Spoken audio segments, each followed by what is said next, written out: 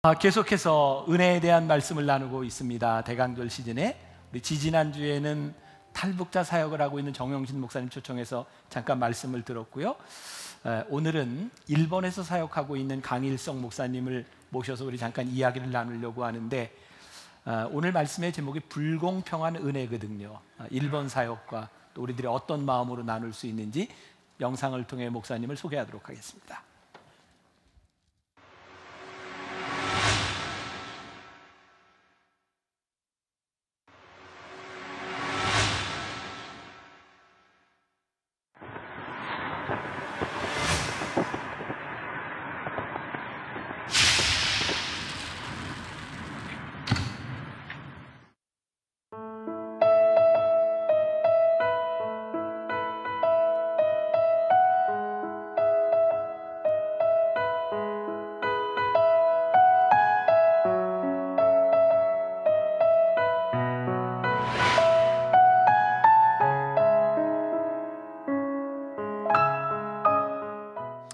오늘의 주인공 강일성 목사님을 박수로 맞이하도록 하겠습니다.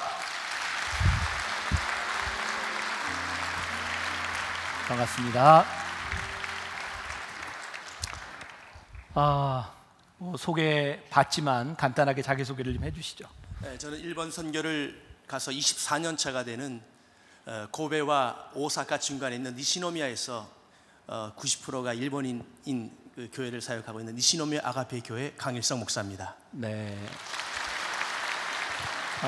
그렇게 소개를 들으니까 니시노미야 아가페 교회가 궁금합니다. 교회 소개도 좀 해주세요. 예. 네. 일본인 교회에서 제가 5년간 부교자 생활을 한 후에 18년 전에 개척을 시작을 했습니다. 첫 예배에 저희가 살고 있는 아파트 다다미가 6개 있는 방에서 어린아이 5명 그리고 어른 2명이 첫 예배를 드렸습니다. 예배가 끝난 다음에 일본 아이가 저에게 목사님 오늘 예배는 오병이어 같습니다 그렇게 얘기하더라고요. 왜 오병이냐 그랬더니 어린아이가 5명이고 어른이 2명이니까 오병이어랍니다. 제가 그 아이를 통해서 오병이어가 성도들이 아시는 것처럼 나중에 많은 그런 기적의 씨앗이 되지 않았습니까? 그렇게 저희들이 예배를 시작을 했고요. 5번 예배 처소를 바꾸면서 현재 이르게 되었습니다. 조금 전에 기록에 나와 있지만 일본 사람들의 크리스찬 비율이 1%도 안 되고 주일날 예배를 드리는 사람이 0.2% 된다고 하는데, 일본 땅에서 예수를 믿는다고 하는 것은 우리하고는 좀 틀릴 것 같아요. 그리스도인이 된다, 어떤 의미인가요? 일본에서? 일본인이 크리스찬이 된다고 하는 것은 먼저 아까 말씀드린 것처럼 200명에 1명 정도인 너무 적은 크리스찬이 있기 때문에 고독과 영적 싸움을 해야 되는 그런 의미가 있습니다. 어디를 가도 크리스찬 만나기가 쉽지 않거든요. 가정이나 학교나 직장에서. 그렇기 때문에 그 신앙을 같이 나눌 수 있는 그런 크리스찬 친구가 필요하고요. 그런 격려가 필요하다고 볼 수 있습니다. 또 하나는 일본에서 크리스찬이 된다고 하는 그런 의미는 그렇지만 일본 크리스찬들은 일본 사회의 희망의 든뿐인 줄 그렇게 믿고 있습니다. 저희 교회에 엔도 다이키라고 하는 그런 형제가 있습니다. 대학교 때 저희 교회에 와서 신앙을 고백하고 세례를 받았습니다. 지금은 공인회계사로 좋은 직장에 다니고 있습니다. 어느 날 회사에서 회식을 하는데 같이 식사를 하는 그런 동료가요, 이런 얘기를 했답니다. 오늘 왜 우리가 사는지, 왜 이렇게 힘들게 밤늦게까지 일을 해야 되는지 삶의 이유를 모르겠다고. 그 얘기를 듣고 있던 직장 상사가 왜 사는지, 사는 의미가 무엇인지는 크리스찬인 이 엔도 다이키한테 물어봐, 그렇게 해야 되었답니다. 하나님께서 주신 귀한 찬스라고 생각하고 우리 엔도 형제가 내가 왜 교회를 가게 되었고 교회 가서 어떤 것이 좋았는지를 간증을 하게 되었답니다. 이 친구가 거의 12시 전에는 집에 돌아온 적이 없고요. 주일을 지키지만 기도에 참석하지 못하고 여러 가지 가정적으로도 참 힘들었습니다. 그 마음속에 이러다가는 신앙도 가정도 참 힘들겠다 생각해서 큰 결단을 해서 직장을 옮기기로 마음먹었습니다. 그 때문에 기도하는 중에 기도하면 할수록 직장을 옮기기 위해서 기도했는데 하나님께서 그 형제의 마음에 주시는 것은 가지 마라. 네가 이 직장을 떠나면 왜 사는지, 삶의 의미가 무엇인지를 잘 모르는 그들에게 누가 복음을 전하겠느냐 라는 마음이 점점점 이렇게 마음을 지배하더래요. 그래서 마음을 다시 고쳐먹고 직장에 남는 것으로 다시 결정을 하고, 대신 상사분에게 주일은 잘 지키고 있지만 제가 금요일 날 기도에 가고 싶으니까 금요일 날은 9시 전에 퇴근하게 해주십시오. 그리고 매년 5월에 황금 연휴가 있는데 한 번도 쉬어본 적이 없답니다.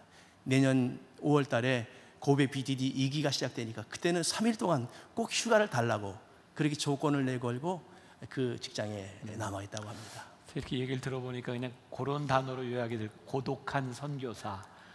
일본에서 크리스찬으로 산다고 하는 것은 좀 치열한 일이다라는 생각이 들고요. 목사님은 일본 사람 아닙니다. 아니죠? 네. 순수한 한국 사람입니다. 네. 굉장히 제 느낌이 좀 일본스럽지 않나요? 우리 2주 전에 그 정영신 목사님 왔을 때 북한 사역을 하면서 북한에서 오신 사모님과 같이 살면 참 북한스럽다 생각을 했는데, 목사님도 일본 사역을 하면서 좀 일본스럽다는 이야기, 일본스러워진 이유가 좀 있을 것 같은데 어떠세요? 예, 제가 이제 그 일본하고 이제 만나게 된 그런 동기가 된 것은, 제가 대학교 2학년 때 극동원에서 주최하는 전국 복음성화 경연대회에서 대상을 탔습니다. 네, 감동을 좀 해주세요. 대상입니다. 네, 네. 감사합니다. 네. 대상팀이 일본 대회에 게스트로 초청을 받았습니다. 그 대회에 제일교포 3세인 지금 현재 그 우리 사모를 만나게 되었고 결혼을 하게 되었습니다. 그래서 제일교포 3세면 국적만 한국인이지 거의 일본 사람. 그렇죠. 거의 뭐 초등학교 때부터 대학까지 전부 다 일본 학교를 다녔으니까요. 1년에 한 번씩 그 처갓집을 방문하는데, 제가 일본을 방문해서 참 놀랬던 것이 있었습니다. 아까 영상에도 나왔습니다만 차를 타고 전철을 타고 30분 1시간을 가도 십자가가 보이지 않는 것이었습니다. 한국보다 더 먼저 개신교가 들어갔는데 왜 이렇게 교회가 없을까라고 생각하면서 자연스럽게 그것이 저의 기도 제목이 되었습니다. 하나님께서 혹시 저에게 허락하시면 제가 일본 땅에 십자가를 세우는 교회를 개척을 하고 싶습니다. 그렇게 큰 마음을 갖고 기도하기 시작했는데 첫 번서부터 반대에 부딪혔습니다. 저희 어머니와 아버지였습니다. 저희 집안에서 처음으로 교육자가 나왔거든요. 하필이면 한국도 아니고 왜 일본이냐. 제 아버님이 일본에서 태어나서 10살까지 오사카에서 사시다가 이렇게 귀국을 했습니다. 그렇기 때문에 일본에서 한국인이 생활하는 것에서 본인이 경험했기 때문에 될 수 있으면 고생하지 않기를 원하는 마음으로 반대를 하셨죠. 하나님의 선교, 하나님의 뜻인데 왜 부모님이 반대를 하실까? 하나님께서 기도하라는 사인을 받고 저는 2년 동안 계속 기도를 했습니다. 2년 후에 저희 어머님이 마음을 바꾸셨고요. 여전히 반대를 하시는 것은 저희 아버님이었습니다. 마지막까지 저희 아버님이 반대를 하면 하나님의 뜻이 아닌지를 알고 제가 접겠습니다라고 낭떠러지 기도를 시작을 했습니다. 다시 2년이 지난 후에 저희 아버님이 일본 선교에 가는 것을 허락을 했습니다. 저는 이 사건을 통해서 하나님께서 저를 기도하게 하셨고 또 이것이 하나님의 뜻이라는 것을 제가 깨달아 알게 되었습니다. 그렇게 일본에 가서 24년 동안 일본 교회를 섬기며 이제 사역을 했는데 쉽지만은 않았을 것 같아요. 사역을 하면서 뭐 좀 인상에 남는 것, 나누고 싶은 이야기 있으면 좀 하나. 네. 개척을 시작했을 때 일본 어린아이들이 많이 왔습니다. 아주 그냥 즐겁게 게임도 하고 성경 말씀도 찬양도 하면서 즐겁게 지냈는데 이런 소문이 나돌았습니다. 저희들이 모르는 곳에서요. 우리 교회 오는 일본 아이의 어머니한테, 우리 교회 나오지 않는 일본 아이의 다른 어머니가 왜 당신 자녀가 한국 사람이 하는 교회를 가느냐. 제가 그 얘기를 둘러서 들었을 때 전 마음이 아팠습니다.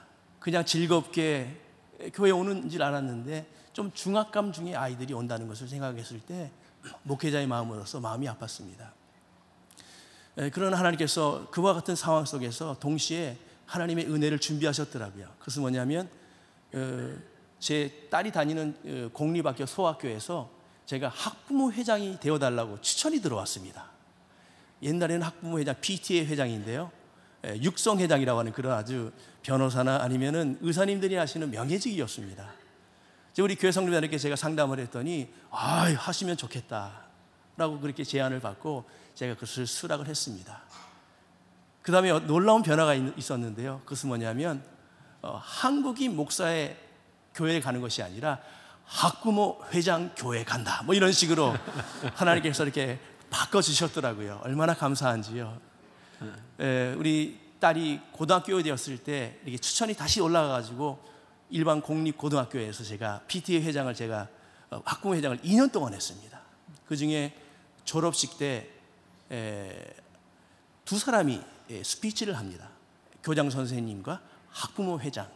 저게 좋은 기회가 왔다고 생각을 하고 일반적인 상투적인 그런 스피치를 한 다음에 제일 마지막에 내가 가장 좋아하는, 그런 나를 격려하는 한 말이 있는데, 졸업생들에게 내가 선물을 주겠습니다. 그리고 잠깐 쉬었다가 구하라 주실 것이요, 찾으라 찾을 것이요, 문을 두드리라 열릴 것이다 라고 제가 그 성경 말씀을 직접 아이들에게 전하는 것이 참 좋은 그런 추억이 되고 있습니다. 인상적인 사역을 얘기하라 그랬더니 자기 자랑을 이렇게 얘기하시는. 죄송합니다. 스미마세. 근데 제가 이렇게 이야기를 막 해도 되는 이유가 좀 있어요. 우리 교회하고 저하고의 좀 관계를 목사님이 얘기를 좀 해주시죠. 예, 김명선 담임 목사님은 제가 같은 고등학교를 다녔고요. 그리고 1년 중창단 직속 선배입니다. 1년 직속 선배가 무섭거든요. 고등학교 졸업한 후에 거의 만나지를 못하다가 6년 전에 CBS 주최로 한일 선교 대회가 나가사키에서 있었습니다. 저는 통역을 갖고 목사님이 강사로 오셨고요. 27년 만에 재회를 했습니다. 그리고 동경에서는 BTD의 통역으로 제가 섬기다가 어느 날 저를 부르시더라고요. 이 TD 사역을 고베에서 한번 했으면 좋겠다. 참 좋은 제안이었지만 예스도 노도 제가 아무 대답도 안 하고 그냥 가만히 있었습니다. 왜냐하면 제가 자신이 없었거든요. 그러던 중에 작년에 우리 교회 일본 청년들을 여기 청년 BDD에 참석을 시켰습니다. 그 중에 한 청년이 정말 눈물을 흘리면서 대성통곡을 하면서 회개를 하고 예수님을 영접하는 것을 제가 보면서 이 사역이 일본인 교회에 큰 그런 힘이 되겠다라는 확신이 있었기 때문에 용기를 가지고 금년에 고베 BTD 일기 사역을 시작을 하였습니다. 내가 뭐 때리거나 강압적인 건 없었죠? 예, 그렇습니다. 네. 그리고 이제 올해 고베에서 우리가 BTD 일기를 했을 뿐만 아니라 또 이제 전도 집회도 우리가 했는데 그 이야기도 좀 해주시죠. 예, 3일 동안 TD 사역이 끝난 다음에 목사님께서 제안하시기를 그 다음 날 일본의 한영을 위해서 문화 전도 집회를 기획하면 어떻겠느냐. 그것도 내가 강압적으로 얘기한 건 아니죠? 예, 그렇습니다. 강압은 하지 않으셨지만 사실은 BTD 사역도 사실은 처음이기 때문에 어려웠지만 그래도 전도 집회니까 선교사가 그것을 거부하면 안 되죠. 그래서 이제 그것을 이제 시작하기로 했습니다. 근데 그 집회를 하는데 그 네이밍을, 이름을 어떻게 지을까 고민하는 중에 한국과 일본을 연결하는 것이 무엇일까 생각했을 때 제 이미지 속에는 하늘이었습니다. 하늘은 일본말로 소라라고 하거든요. 그래서 소라 하늘 제 전도 축제 뭐 그렇게 이름을 졌습니다. 근데 나중에 생각해 보니까 한국과 일본을 연결한 것이 하늘인데 그 하늘은 천국하고도 연결되어 있더라고요. 나중에 생각해 보니까 누가 졌는지 이름을 잘 졌더라고요. 그렇게 고베 BTD와 그리고 소라 하늘 전도 집회를 위해서 제가 영업 활동을 시작을 했습니다. 주위에 있는 일본인 교회 목사님들에게 전화 드리고 방문하고. 근데 전화를 했는데 뭐 하는 거예요?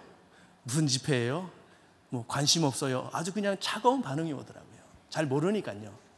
그래서 몇 번 그렇게 전화를 제가 리젝트를 당하니까 굉장히 실망이 되더라고요.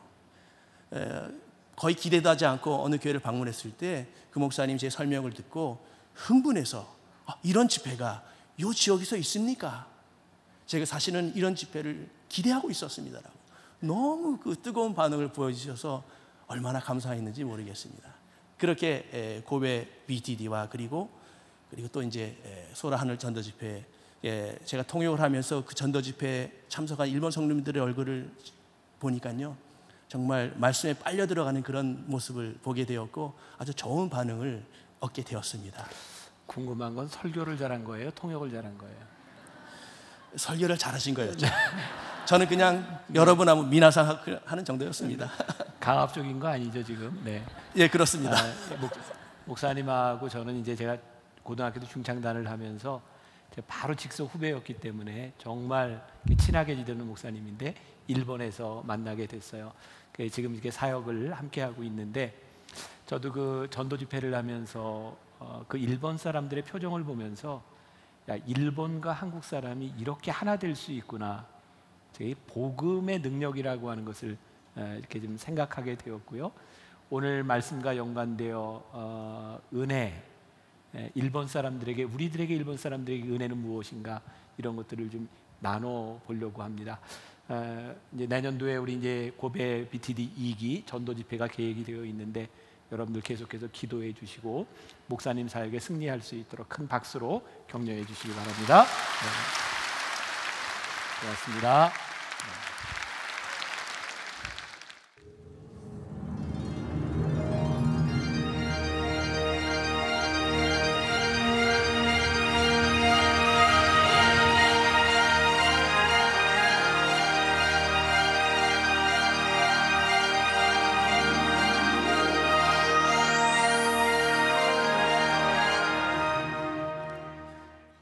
오늘 우리에게 주시는 하나님의 말씀은 마태복음 18장 21절과 22절 말씀입니다.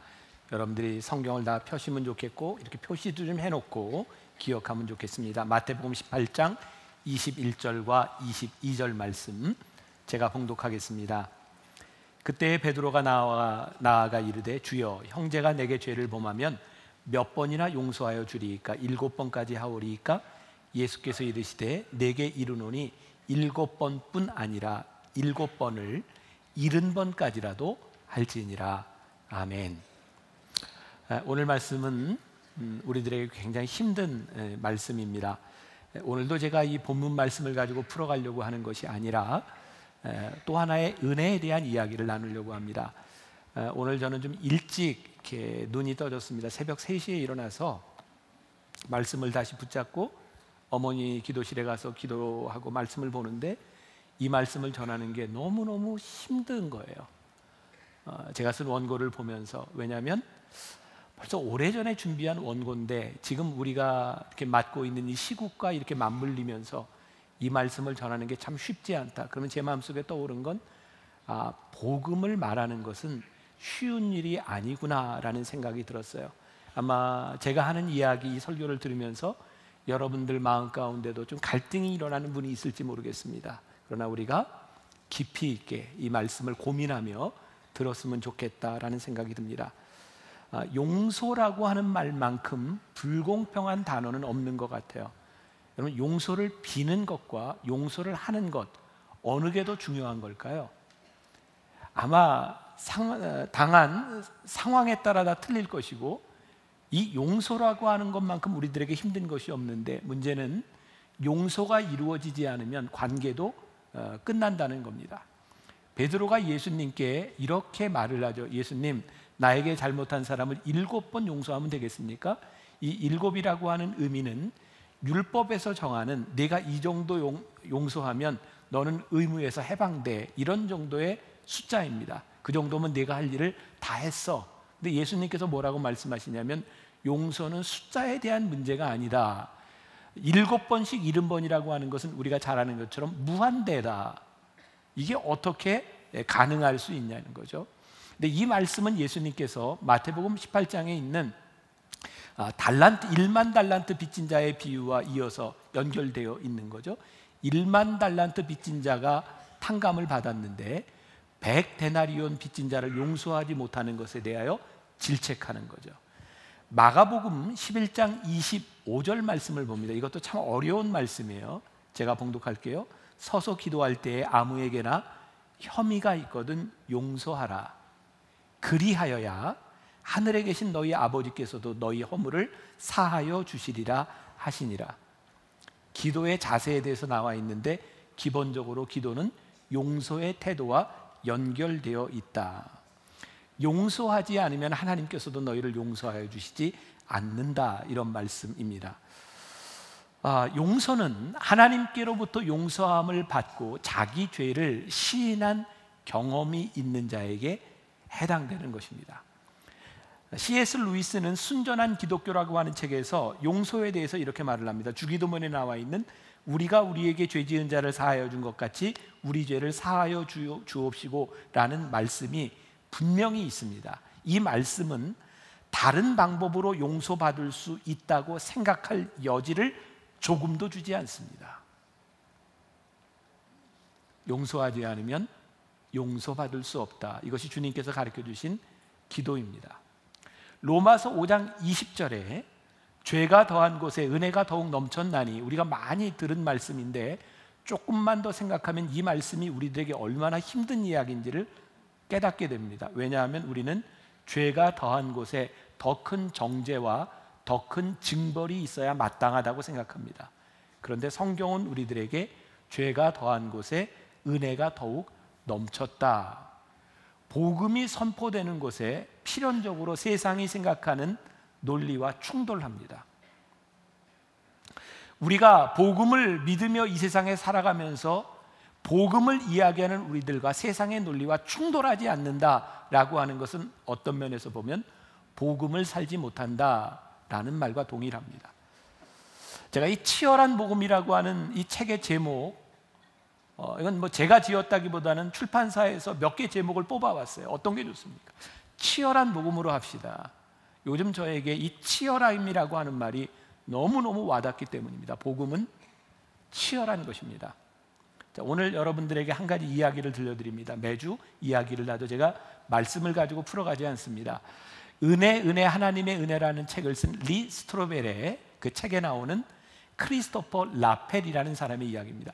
여러분들이 이 이야기를 중간에 놓치면 전체가 연결되지 않습니다.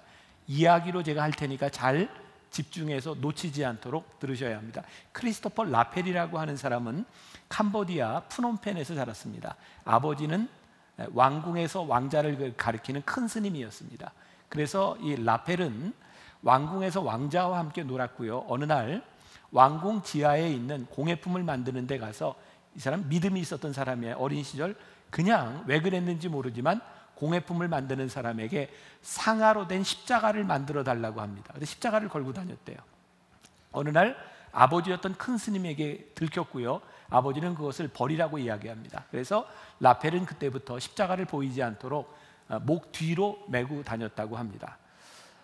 1975년 4월 17일은 캄보디아에 엄청난 사건이 일어난 날입니다.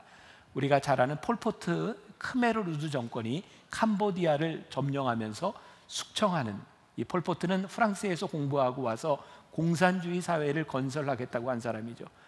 우리가 잘 아는 킬링 필드가 시작이 됩니다. 1364일 동안 폴포트 정권은 800만 캄보디아인 중에 200만을 학살합니다. 기록에 의하면 당시 대학생이 11,000명이었는데 살아남은 사람은 450명밖에 되지 않습니다. 중학교 이상 교육을 받은 사람들 중에 5%만 생존합니다.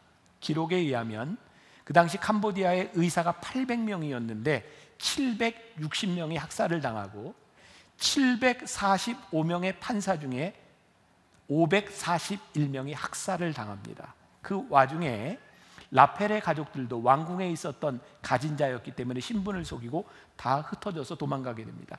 라펠은 자신을 농부라 속이고 붙잡혀서 노동을 하게 됩니다. 얼마나 심한 노동을 했는지 몸무게도 40kg도 나가지 않는 상태에서 어느 날 고열에 시달리게 되었어요. 일을 하지 못하는 상태에서 크메르루즈 군이 밖으로 불러냈습니다. 어디가 아프냐고 조사하기 시작했고 라펠은 죽음의 위협을 느꼈습니다. 사람들이 몸을 만지며 이렇게 조사하던 중에 달빛 아래서 반짝이는 상아 목걸이가 발견이 되었습니다. 라펠은 죽었구나라고 생각을 했는데 그 중에 한 사람이 이 사람은 정말 아프니 들여보내 라고 하면서 그 다음 날부터 중국에서 가져온 쌀과 음식, 죽, 그리고 치료를 해주기 시작했습니다. 그러나 고통이 끝난 것은 아니었고 2년 후인 1979년 라펠은 살기 위해서 태국으로 도망갑니다. 그리고 태국 국경을 넘어서 태국에 갔을 때 그가 도착한 곳은 크리스찬들이 운영하고 있는 아울리치 캠프였습니다. 그것을 라펠은 처음으로 어떤 여자에게 복음을 듣게 되고 십자가라는 말을 듣게 됩니다. 라펠은 그 여인에게 십자가에 대해서 자세히 알려달라고 이야기합니다. 여인은 예수님께서 십자가에서 너를 위해 죽으셨다라고 말을 합니다.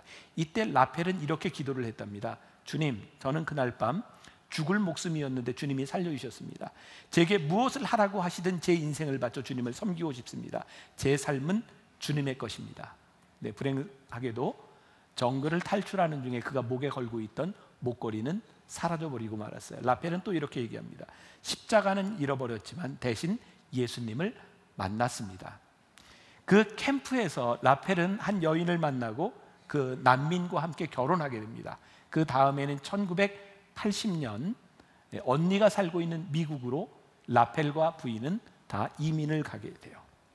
거기서 신학을 공부하고 목사가 되고 라펠은 자기 고향 캄보디아를 위해서 200개 이상의 교회를 세우는 그런 사역을 감당하게 됩니다.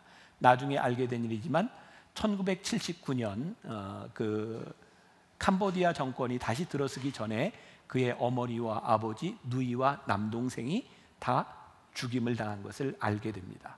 그리고 그의 사촌 누이의 남자친구는 당시 유명한 S21이라고 하는 수용소에서 학살을 당합니다. S라고 하는 말은 살라라고 하는 말의 약자인데 비밀 경찰이라는 뜻이랍니다. 당시에 가장 악명로가 높았던 수용소가 S21입니다. 거기에 잡혀간 사람들은 유죄여서 기소가 된 것이 아니라 기소가 되었기 때문에 유죄가 됩니다. 그리고 오늘날 우리 법정신하고는 완전히 반대가 되는데 무죄한 사람 10명을 죽이는 한이 있더라도 한 명의 적도 놓쳐서는 안 된다라고 하는 기체 아래 거기에 온 사람들을 고문하고 죽이기 시작합니다. 우리가 아는 것처럼 그 당시 캄보디아에서는 총알이 아까워서 전기 충격으로 사람을 죽이든지 아니면 비닐봉지로 싸서 질식을 시키든지 전기줄로 때리든지 목을 찌르든지 삽으로 머리를 치든지 어린아이들 같은 경우는 다리를 잡고 나무에 부딪혀서 죽이는 그런 만행을 저지르게 됩니다. 1979년 베트남의 지원을 받아 캄보디아 정권이 들어섰을 때 S21에는 14구의 시신이 있었는데 중요한 건 거기에 잡혀온 사람이 총 14,000명인데 그곳에 살아서 나온 사람은 7명밖에 되지 않는다는 것이었습니다. 그리고 이 라펠은 거기에 그의 친지들도 거기서 학살을 당했다는 것을 알게 됩니다. 이제 15년이 지난 1994년 라펠은 미국에 있는 자기 교회 팀과 함께 바탐방주에 있는 농장을 구입해서 교회를 짓고 사람들을 교육합니다. 그때 거기에 복음을 들으러 온 사람 중에 특이한 사람이 하나 있었는데 항핀이라는 사람이 있어요. 항핀. 그 책에 보면 이렇게 묘사가 돼서 배짱 말랐는데 귀가 툭 튀어나온 사람. 그는 자기도 그 폴포트 정권 하에서 온 식구가 바닥에 다 엎드려진 상태에서 창으로 다 찔러 죽일 때 온 식구가 죽었고 자기도 창에 찔린 채로 자기만 살아남았다고 이야기합니다. 그는 우울증에 시달리고 있었고 그는 매일매일 말씀을 들으며 점점 앞으로 나아오기 시작했습니다.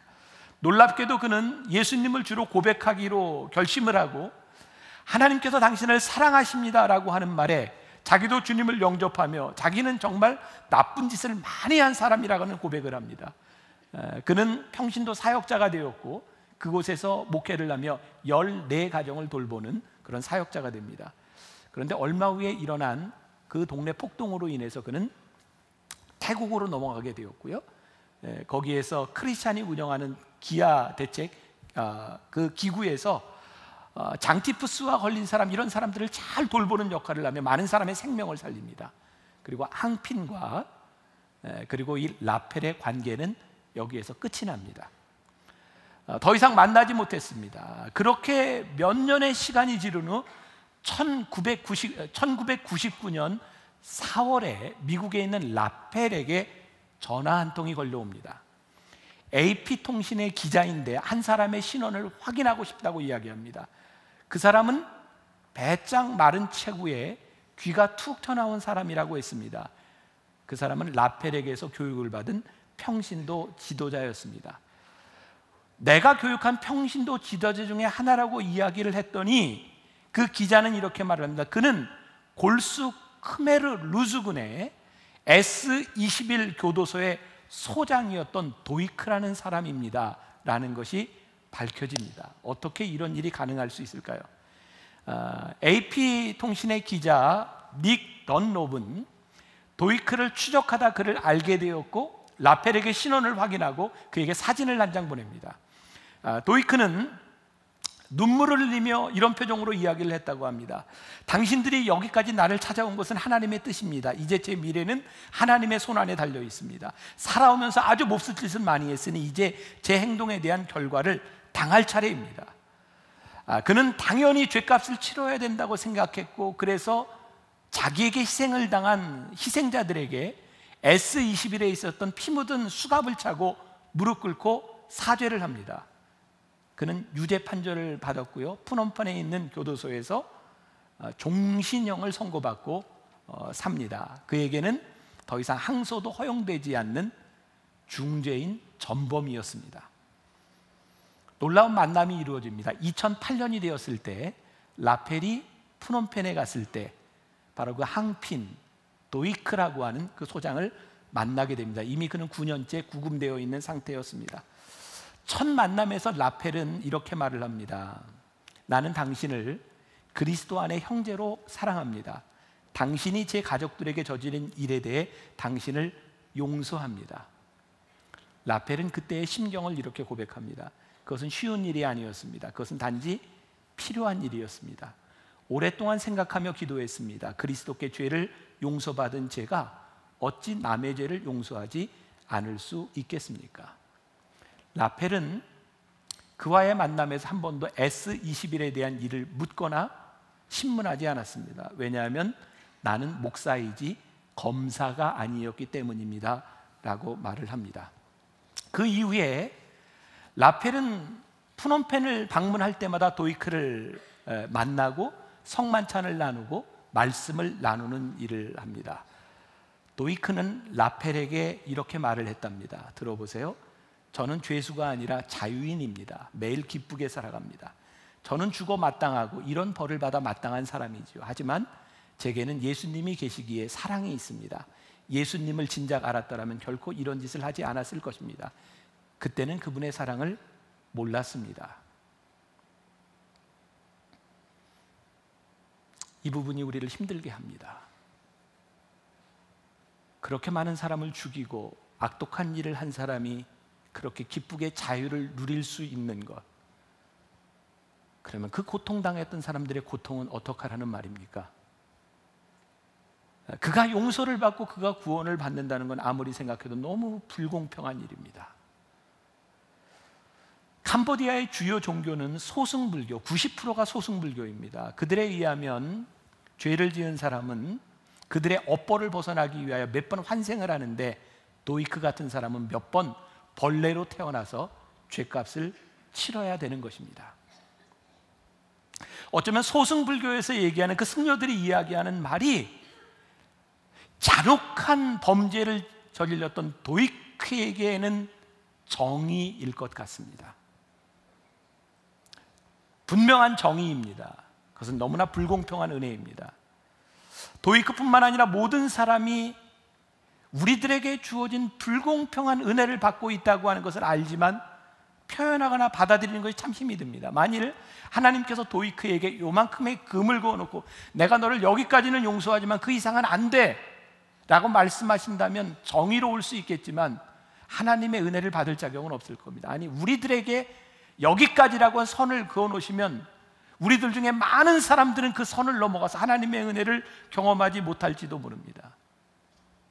도이크에게 임한 것은 분명히 하나님의 은혜이지만 우리가 그것을 받아들이는 것은 참 쉽지 않습니다.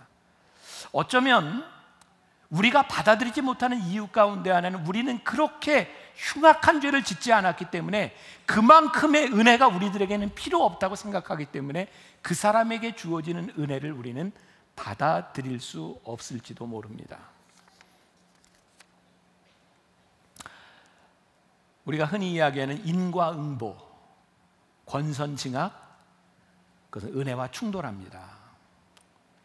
킬링필드에 있었던, 수없이 죽어갔던, 고통을 당했던 그 사람들이 예수를 믿지 않았다는 것 때문에 지옥에 갔는데, 그를 죽였던 이 사람이 하나님의 은혜를 입고 하늘나라에 간다고 하는 것을 어떻게 우리들이 쉽게 받아들일 수 있겠습니까? 응보와 은혜는 충돌할 수밖에 없는 겁니다. 리 스트로베리 그 책에서 라펠에게 이렇게 묻습니다. 예수님의 구원이 유일한 길이라면 도이크의 피해자인 불교도들은 지옥에 가는데 도이크는 영원히 천국에서 지내는 아이러니가 발생합니다. 어떻게 생각하시나요? 라펠이 이렇게 대답합니다. 예, 저는 천국에 가는 유일한 길이 예수님이라고 믿습니다. 그래서 제 평생을 바쳐 사람들에게 그분을 전하는 것이죠. 우리 중에 정말 무죄한 사람은 아무도 없고 모두 죄를 지었습니다. 사람이 구원을 확신할 수 있는 유일한 길은 그리스도를 통해 용서를 받아들이는 것이죠. 감사하게도 누구나 받아들일 마음만 먹으면 그 용서를 받을 수 있죠.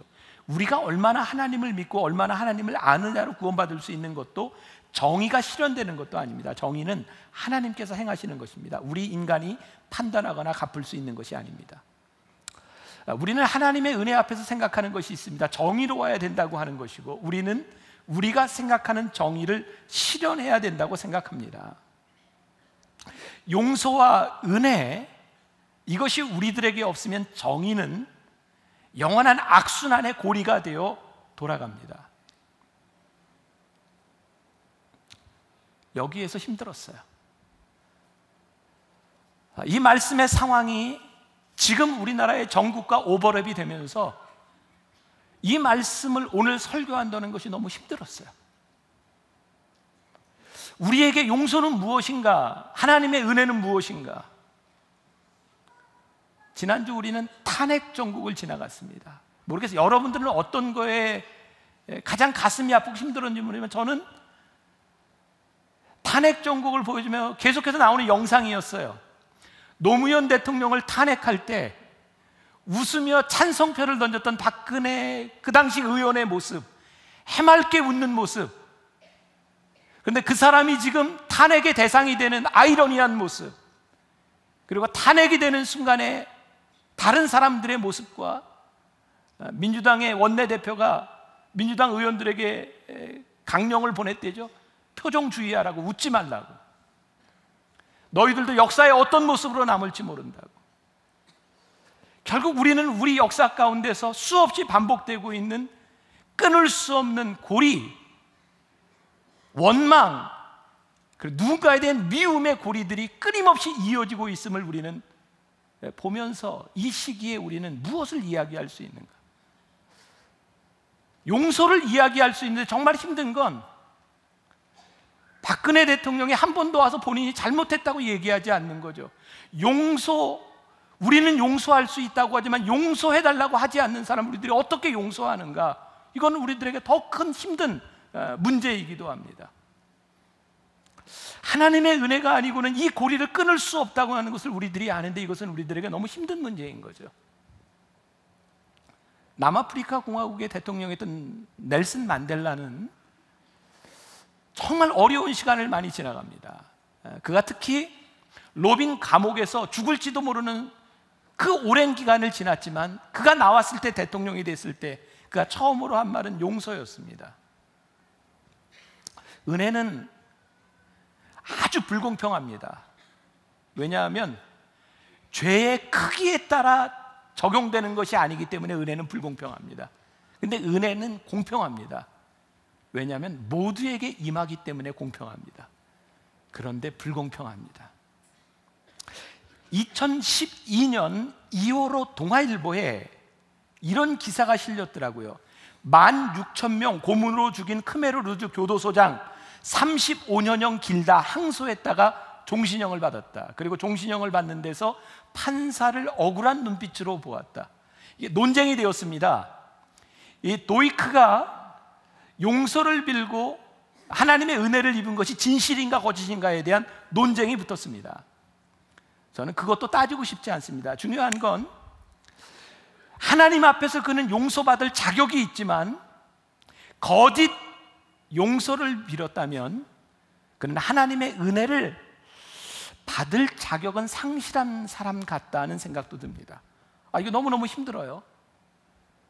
2016년 5월 미로슬라프 볼프라고 하는 사람이 기억의 종말이라고 하는 책을 썼습니다. 기억의 종말. 그는요, 유고슬라비아의 내전 때 아무 이유 없이 마르크스에 대한 논문을 썼다는 이유만으로 잡혀가서 무지막지한 고문을 당합니다. 그는 그 고문의 흔적, 그 기억을 지우기 위해서 너무너무 애쓰는데 그게 잘 되지 않는 거예요. 그래서 그는 기억의 종말이라고 하는 책을 씁니다. 그는 하나님의 사랑으로 우리의 아픈 기억을 끝내지 않는다면 그 기억은 우리를 너무 힘들게 한다는 거죠. 화해를 해야 되는 이유는 과거를 위해서가 아니라 미래를 위해서 하는 것이고, 화해가 가장 중요한 것은 하나님이 하시는 일이지만, 자, 여기서 굉장히 힘든 이야기입니다.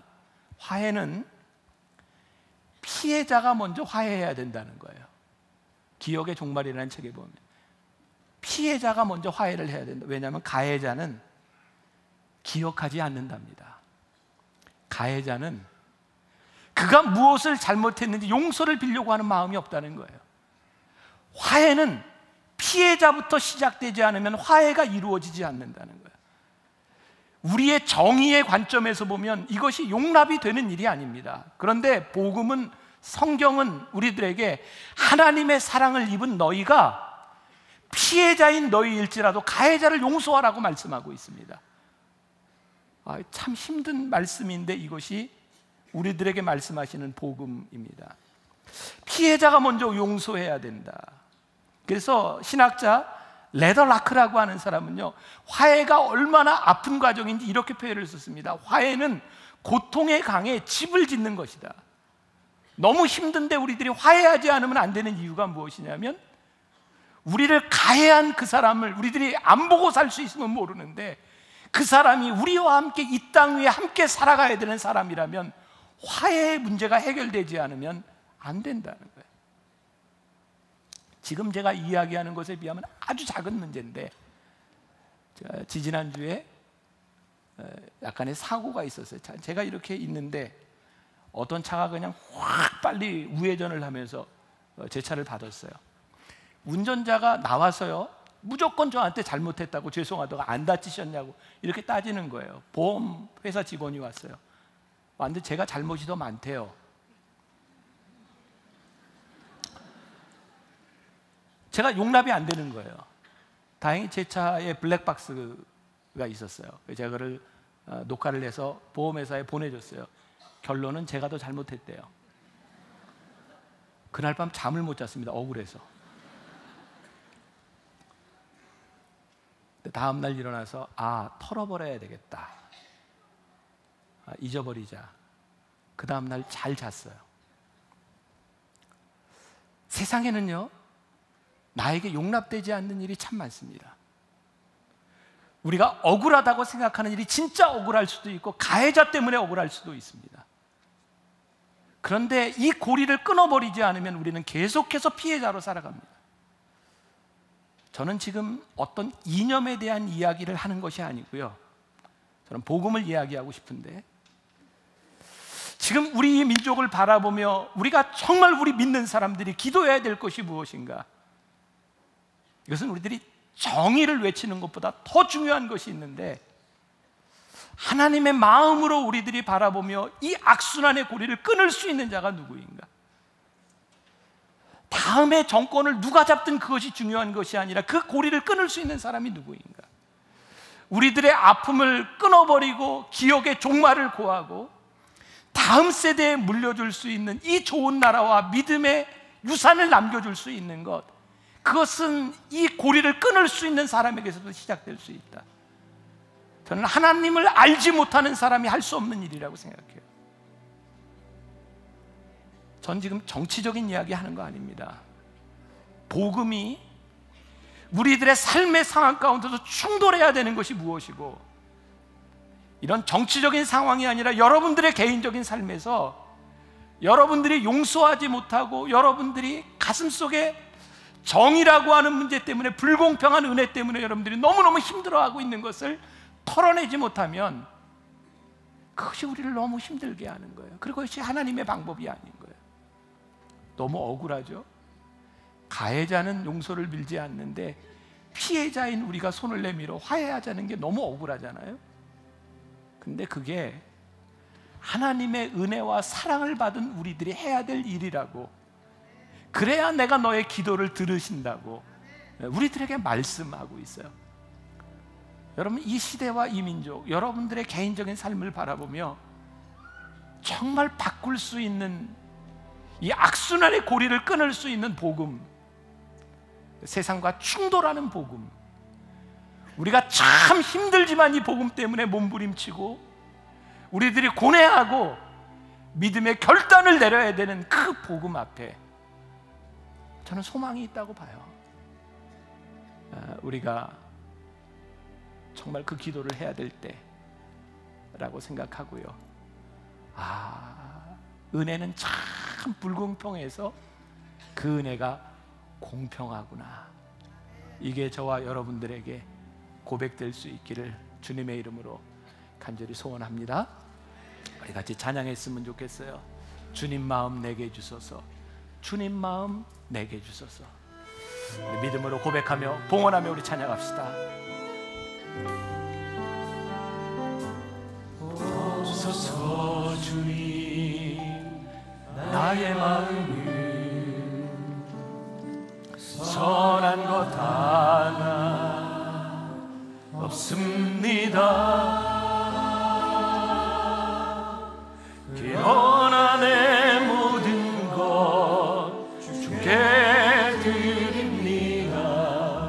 사랑으로 안으시고 날 새롭게 하소서.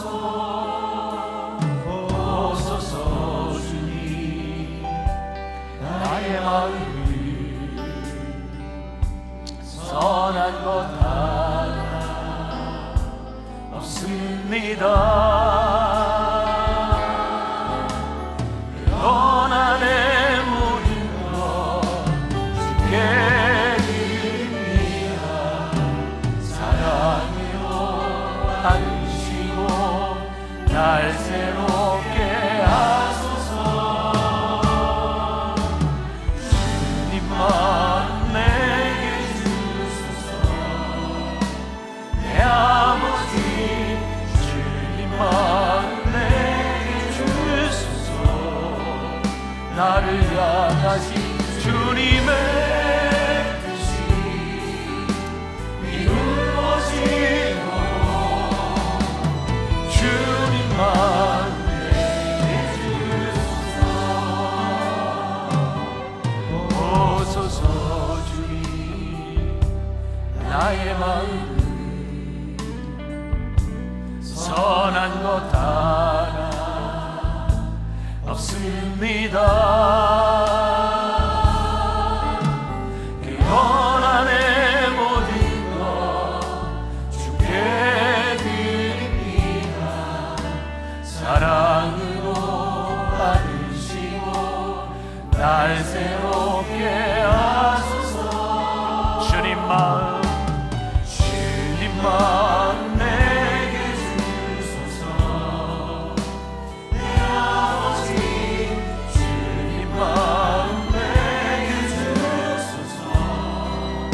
나를 향하신 주님의 뜻이 이루어지도록 주님만 내게 주소서. 주님만 내게 주소서. 내 아버지 주님만 나를 향하신 주님의 뜻이 이루어지도록 주님만 내게 주소서. 하나님, 오늘 이 예배 시간을 통해 우리들이 참 힘들게 받아들여야 되는 복음을, 하나님의 말씀을 우리들에게 주셨습니다. 누군가에게 참 불공평하다고 생각했던 그 은혜가 나에게 임한 은혜였구나. 내가 그렇게 정의를 부르짖었지만 정의의 문제가 아니라 은혜의 문제가 우리들에게 필요한 것이구나. 참 힘이 듭니다. 우리를 아프고 힘들게 한 그 사람들을 향해 우리가 어떻게 손을 내밀고 어떻게 용서해야 하는지 세상의 기준에서 보면 도저히 이해가 될 수 없는 일들이기에 우리를 참 힘들게 합니다. 그런데 우리를 힘들게 한 그 사람이 이 땅 위에 우리와 함께 얼굴을 맞대고 살아가야 되는 사람들인데, 하나님, 우리가 이 문제가 해결되지 않으면 우리가 어떻게 하나님의 사람으로 살아갈 수 있겠습니까? 하나님, 이 반목하는 이 나라와 이 민족을 바라보며 우리 크리스찬들이 마음에 품고 기도해야 되는 것이 무엇인지, 복음이 우리들에게 무엇을 말씀하게 하시는지, 참 힘들지만 한 주간 이 말씀을 부여잡고 고민하게 하시고 세상과 충돌한 이 갈등을 통하여 하나님 앞에 한 발 더 나아갈 수 있는 우리 귀한 믿음의 사람들이 되게 하여 주옵소서. 하나님, 오늘도 하나님 앞에 드려진 귀한 예물 하나님 축복하시고, 무엇보다 이 어려운 때를 지나가며 힘겨워하는 우리 식구들, 하나님의 사람들을 기억하여 주셔서 잘 견디게 하시고 이기게 하시고 하나님이 주시는 믿음의 축복을 바라보며 승리할 수 있는 주의 백성들이 되게 하여 주옵소서. 지금은 우리 주 예수 그리스도의 은혜와 하나님 아버지의 무한하신 사랑과 성령의 인도하심이, 그 불공평한 은혜가 나에게 임한 은혜였음을 고백하며 이 세상으로 나가는 당신의 사랑하는 모든 백성들 위해 지금부터 영원까지 함께 하시기를 간절히 축원하옵나이다. 아멘.